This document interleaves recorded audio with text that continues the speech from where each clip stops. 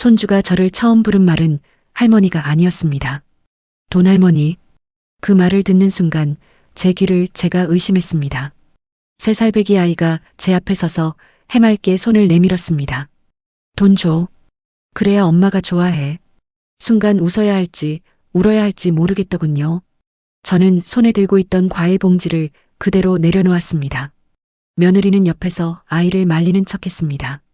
하지만 표정은 전혀 놀란 얼굴이 아니었습니다. 오히려 이미 익숙한 말을 들은 사람처럼 가볍게 웃었습니다. 어머님, 애가 요즘 말을 막 따라해요. 애들 말에 너무 의미 두지 마세요. 하지만 그 말은 하루아침에 나온 말이 아니었습니다. 아이 입에 그렇게 자연스럽게 붙을 때까지 누군가 반복해서 들려줬다는 뜻이었습니다. 저는 손주를 볼 때마다 빈손으로 간 적이 없었습니다. 딸기 한 팩, 장난감 하나, 작은 봉투 하나라도 꼭 챙겼습니다. 제 마음은 단순했습니다. 예뻐서, 보고 싶어서, 조금이라도 더 웃게 해주고 싶어서. 그런데 어느 순간부터 손주는 저를 보면 제 얼굴보다 제 가방을 먼저 봤습니다. 할머니, 뭐 사왔어? 처음엔 귀여운 투정인 줄 알았습니다. 아이니까 그럴 수 있다고 넘겼습니다. 하지만 그날 아이가 제게 한 말은 투정이 아니었습니다. 할머니, 봉투 줘. 엄마가 할머니 오면 꼭 받으랬어. 그 순간 며느리 얼굴에서 웃음이 사라졌습니다. 저는 며느리를 바라봤습니다. 방금 뭐라고 한 거니? 며느리는 급히 아이를 안아 올렸습니다. 어머님, 애가 아무 말이나 하는 거라니까요. 하지만 저는 그날 처음으로 알았습니다. 제가 손주를 사랑해서 건넸던 마음이 누군가에게는 돈 나오는 통로가 되어 있었다는 것을요. 처음부터 며느리가 저에게 노골적으로 돈을 요구한 건 아니었습니다. 오히려 며느리는 늘 말투가 부드러웠습니다. 어머님, 늘 챙겨주셔서 감사해요. 저희가 더 잘해야 하는데 제가 많이 부족하죠. 아이가 어머님을 정말 좋아해요. 그런 말을 들을 때마다 저는 마음이 약해졌습니다. 며느리가 저를 어려워하면서도 고마워하는 줄 알았습니다.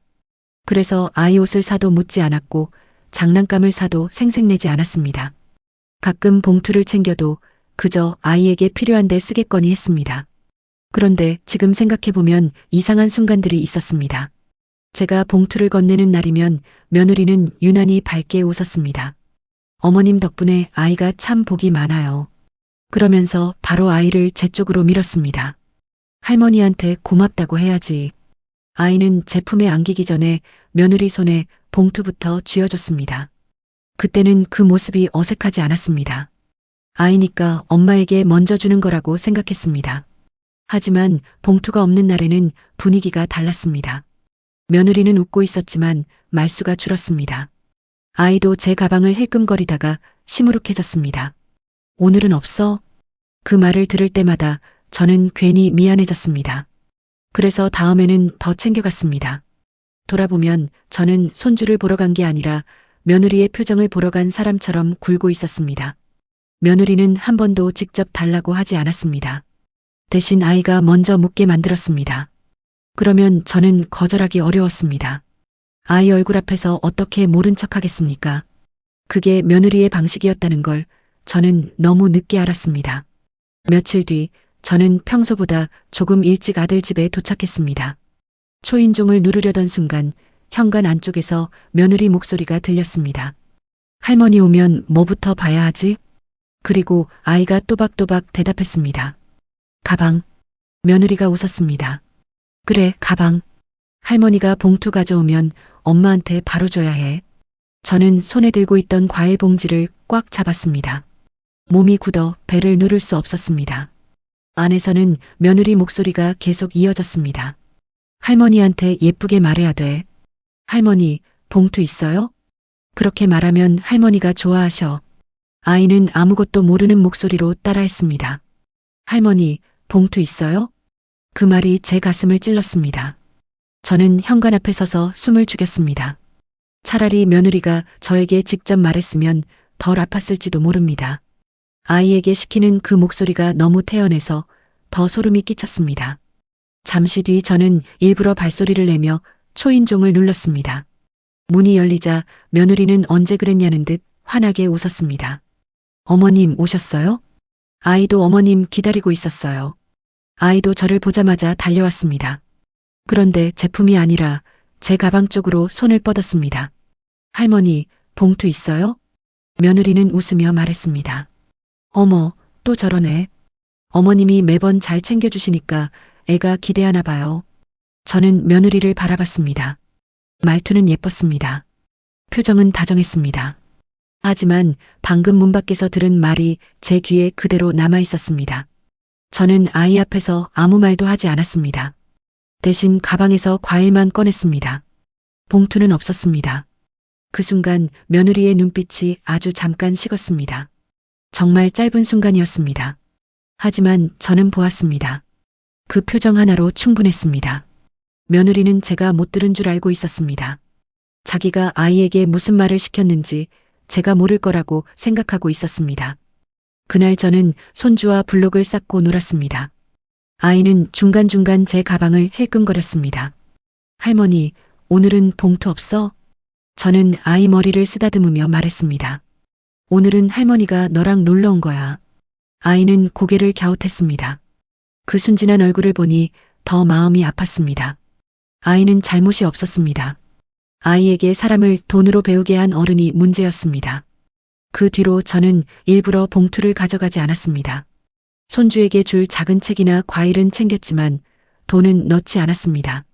며느리는 처음 며칠 동안은 티를 내지 않았습니다. 오히려 더 다정하게 굴었습니다. 어머님, 오늘 와주셔서 너무 감사해요. 아이가 어머님 오시면 정말 좋아해요. 역시 할머니 사랑은 다르네요. 그런 말을 들으면 예전 같았으면 마음이 풀렸을 겁니다. 하지만 이제는 그 말 뒤를 보게 됐습니다. 며느리는 아들 앞에서는 더 완벽했습니다. 제가 오면 먼저 차를 내왔고 아이 장난감도 제 옆에 가져다 놓았습니다. 아들이 퇴근에 들어오면 일부러 큰 소리로 말했습니다. 여보, 어머니 오셔서 아이랑 한참 놀아주셨어. 어머니 덕분에 나도 좀 쉬었어. 아들은 그런 며느리를 보며 안심한 얼굴을 했습니다. 엄마 고생했어. 저는 그 말에 대답하지 못했습니다. 아들은 아무것도 몰랐습니다. 아들이 보는 며느리와 제가 보는 며느리는 달랐습니다. 아들 앞에 며느리는 고마움을 아는 사람이었습니다. 아이와 단둘이 있을 때의 며느리는 달랐습니다. 어느 날 저는 주방에서 물을 마시다가 거실 쪽 말을 들었습니다. 며느리가 아이에게 속삭이듯 말했습니다. 할머니한테 오늘 뭐 사달라고 할까? 아이가 대답했습니다. 자동차. 며느리는 웃었습니다. 그래, 자동차 사달라고 해. 그냥 말하면 안 되고 할머니 좋아요 하고 안아줘야 해. 저는 컵을 내려놓았습니다. 손이 떨렸습니다.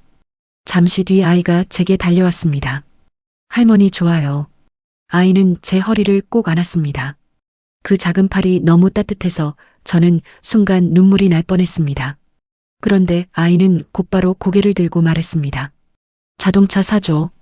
그 말에 제 가슴이 또 내려앉았습니다. 며느리는 거실 끝에서 웃고 있었습니다. 어머, 얘가 요즘 자동차에 빠져서요. 어머님한테만 저렇게 애교를 부리네요. 그 말은 틀린 말처럼 들리지 않았습니다. 그래서 더 교묘했습니다. 겉으로는 아이 애교였습니다. 속으로는 아이를 이용한 요구였습니다. 저는 그 자리에서 따지지 않았습니다. 아이가 보고 있었습니다. 대신 조용히 말했습니다. 자동차는 다음에 생각해보자. 아이 얼굴이 바로 시무룩해졌습니다. 며느리 표정도 함께 굳었습니다. 그날 집에 돌아와 저는 처음으로 깨달았습니다. 며느리는 저에게 돈을 달라고 한 적이 거의 없었습니다. 하지만 제가 거절하기 어렵도록 늘 아이의 입을 빌렸습니다. 그게 이 갈등을 더 어렵게 만들고 있었습니다. 제가 화를 내면 아이에게 화를 내는 할머니가 되니까요. 며느리의 진짜 모습은 늘 아들이 없을 때 나타났습니다. 아들이 있는 날에는 아이 앞에서 절대 돈 이야기를 하지 않았습니다. 오히려 아이가 제 가방을 만지면 며느리가 먼저 말렸습니다. 그러면 안 돼. 할머니 오셨으면 안아드려야지. 그 모습을 보면 아들은 웃었습니다.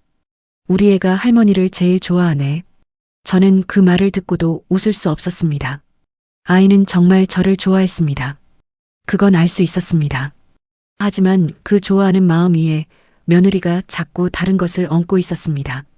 어느 순간 아이는 할머니를 반기는 법보다 할머니에게 받아내는 법을 먼저 배우고 있었습니다. 하루는 아들이 잠깐 편의점에 나간 사이였습니다. 며느리가 아이를 제 쪽으로 밀었습니다. 할머니한테 말씀드려. 아이는 며느리 눈치를 보며 제 앞에 섰습니다. 할머니, 엄마가 새 유모차 필요하대. 저는 아이를 바라봤습니다. 3살짜리 아이가 유모차 가격을 알 리 없었습니다. 필요하다는 말도 아이 말투가 아니었습니다. 며느리는 바로 웃으며 끼어들었습니다. 어머님, 제가 시킨 거 아니에요. 아이가 요즘 엄마 말투를 자꾸 따라해서요. 저는 처음으로 바로 대답했습니다. 그 말은 네가 아이 앞에서 했다는 뜻이구나. 며느리 얼굴이 굳었습니다. 그러나 금방 다시 부드럽게 웃었습니다. 어머님, 너무 예민하게 받아들이세요. 저는 그냥 남편이랑 상의하던 걸 아이가 들은 것 같아요. 그때 아들이 들어왔습니다. 며느리는 순식간에 표정을 바꿨습니다. 여보, 어머님이 아이 말 때문에 속상하셨나 봐. 내가 더 조심할게. 아들은 상황도 모르고 제게 말했습니다. 엄마, 애 말에 너무 마음 쓰지 마. 저는 그 말을 듣고 입을 닫았습니다. 예전 같았으면 억울해서 설명했을 겁니다. 하지만 이제는 알았습니다. 그 자리에서 설명해봤자 며느리는 더 능숙하게 빠져나갈 겁니다. 저는 조용히 아이 손을 잡았습니다. 할머니랑 책 읽을까? 아이는 금방 웃으며 제 옆에 앉았습니다. 그 모습을 보며 마음이 더 복잡해졌습니다. 손주는 아직 순했습니다. 아직 늦지 않았습니다. 하지만 이대로 두면 아이는 점점 사람의 마음보다 조건을 먼저 보게 될 겁니다. 그날 밤 저는 아들에게 긴 문자를 쓰다 지웠습니다. 며느리 흉을 보는 시어머니처럼 보이고 싶지 않았습니다. 무엇보다 확실한 순간이 필요했습니다. 며느리가 착한 척하는 얼굴 뒤에서 아이에게 무엇을 가르치고 있는지 아들이 직접 봐야 했습니다. 그래야 이 문제가 고부 갈등이 아니라 아이 마음을 망치는 일이라는 걸 알 수 있을 테니까요. 결정적인 일은 손주 생일 전날에 벌어졌습니다. 며느리는 가족끼리 간단히 밥을 먹자고 했습니다. 목소리는 평소처럼 상냥했습니다. 어머님, 큰 건 하지 마시고 그냥 오세요. 아이 얼굴만 봐주셔도 좋아요. 그 말을 믿고 싶었습니다. 그래서 저는 큰 선물 대신 아이가 좋아하는 그림책 세트를 샀습니다. 봉투는 준비하지 않았습니다. 다음 날 저는 약속 시간보다 조금 일찍 도착했습니다. 엘리베이터에서 내렸을 때 아들 집 문은 완전히 닫혀 있지 않았습니다. 안에서 며느리 목소리가 들렸습니다. 오늘 할머니 오면 알지? 아이가 대답했습니다. 봉투. 며느리는 낮게 웃었습니다. 그래. 할머니가 봉투 주면 엄마한테 바로 가져와. 안 주면? 아이가 잠시 머뭇거렸습니다. 며느리가 다시 말했습니다. 안 주면 안아주지 마. 저는 그 자리에서 숨이 멎는 것 같았습니다. 손에 든 그림책 봉투가 바스락거렸습니다. 며느리는 계속 말했습니다. 할머니가 너 안으려고 하면 먼저 물어봐. 선물 있어요?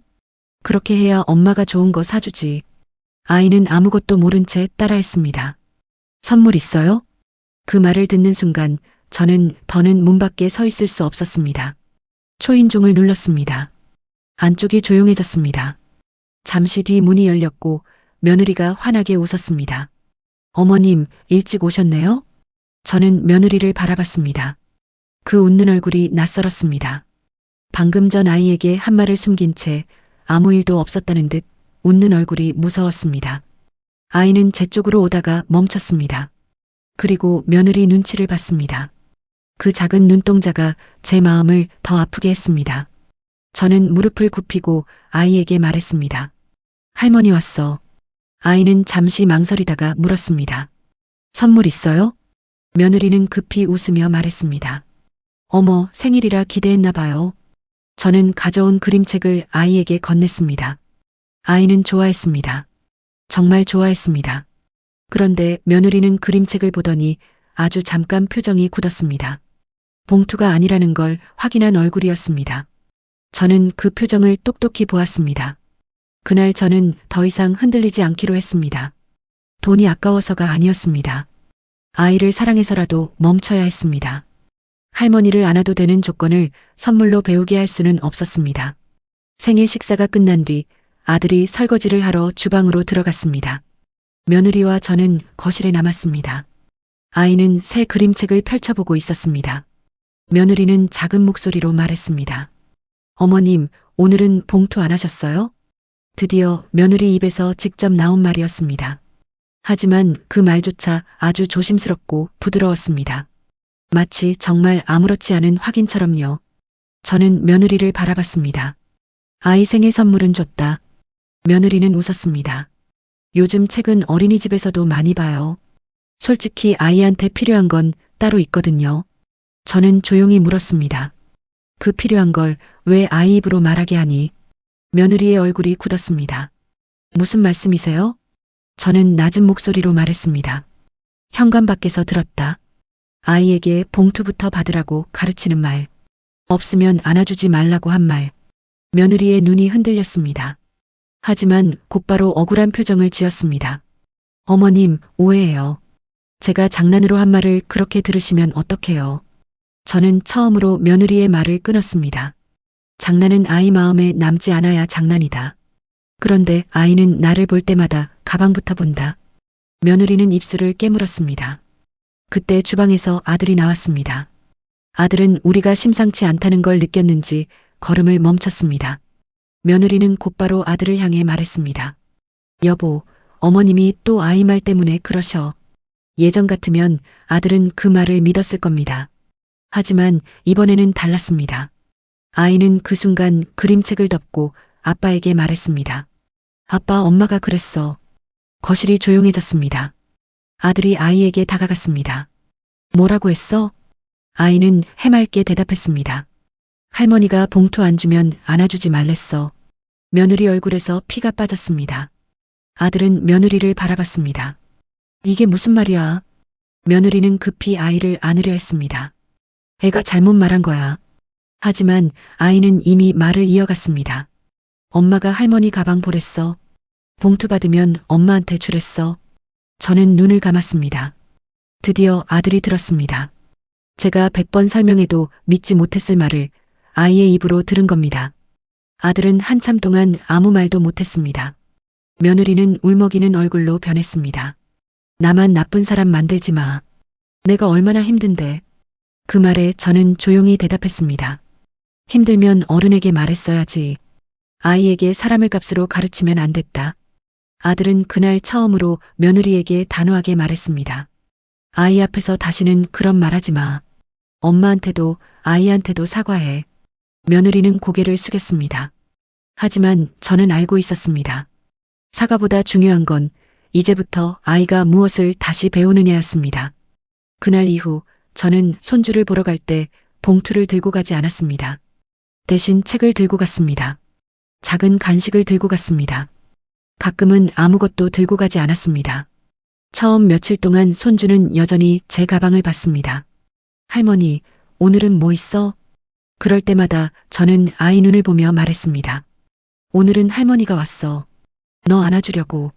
아이는 처음엔 이해하지 못했습니다. 그러다 조금씩 제품으로 먼저 들어오기 시작했습니다. 가방보다 제 얼굴을 먼저 보게 되기까지는 시간이 걸렸습니다. 그 시간이 저는 참 고마웠습니다. 아들은 그날 이후 달라졌습니다. 며느리 말을 무조건 믿고 넘기지 않았습니다. 아이 앞에서 어떤 말을 하는지, 어떤 기준을 세워야 하는지 며느리와 분명히 이야기했습니다. 아이에게 필요한 물건은 아들이 직접 확인해서 준비했습니다. 제가 돕고 싶은 일이 있으면 아이에게 직접 봉투를 주는 대신 필요한 물건을 함께 고르게 했습니다. 며느리는 한동안 저를 어려워했습니다. 예전처럼 웃으며 넘어가려 하지도 못했습니다. 어느 날 며느리가 조심스럽게 말했습니다. 어머님, 제가 잘못했어요. 아이 앞에서 해서는 안 될 말을 했어요. 저는 그 말을 듣고도 바로 괜찮다고 하지 않았습니다. 상처는 한마디로 지워지지 않았습니다.